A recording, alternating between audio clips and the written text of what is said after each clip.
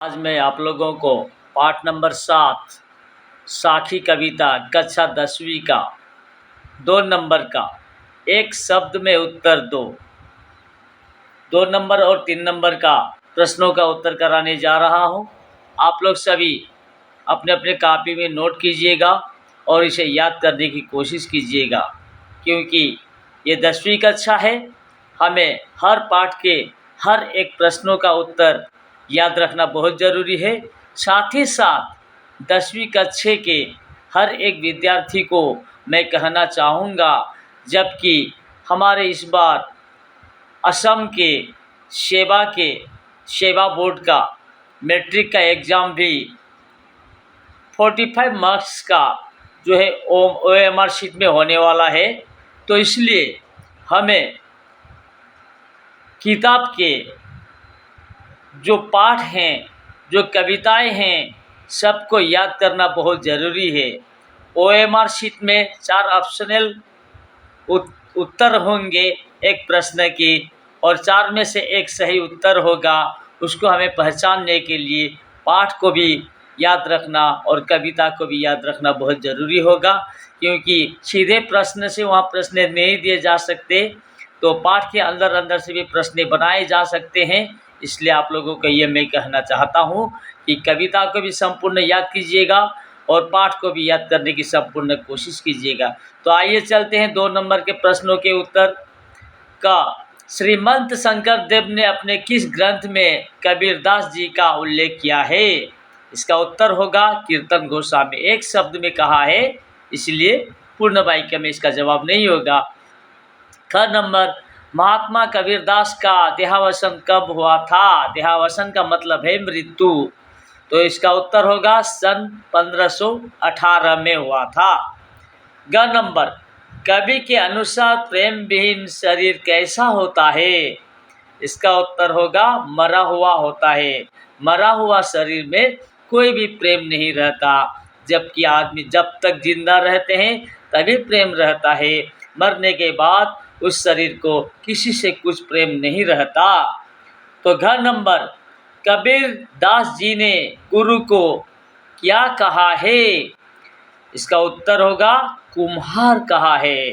कुम्हार जैसे लोहे को पीट पीट कर औजार बनाता है, उसी तरीके से गुरु भी हमें बहुत तरीके से ज्ञान दे देकर एक महान व्यक्ति बनाते हैं।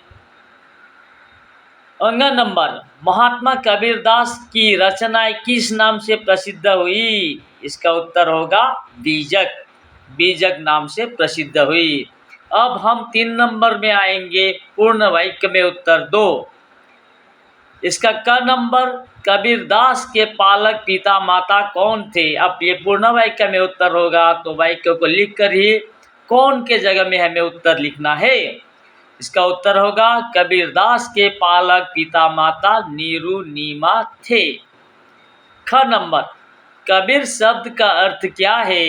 इसका उत्तर, कबीर शब्द का अर्थ बड़ा महान श्रेष्ठ है। ये है ख नंबर का उत्तर। अब हम आते हैं ग नंबर पे। ग नंबर का प्रश्न है, साखी शब्द किस संस्कृत शब्द से विकसित है? इसका उत्तर होगा साखी शब्द संस्कृत शब्द साक्षी से विकसित है। घ नंबर, साधु की, ये की है, कौन सी बात नहीं पूछी जानी चाहिए? इसका उत्तर होगा साधु की जाति नहीं पूछी जानी चाहिए। साधु से हमें ज्ञान पूछी जानी चाहिए, बल्कि जाति नहीं पूछी जानी चाहिए।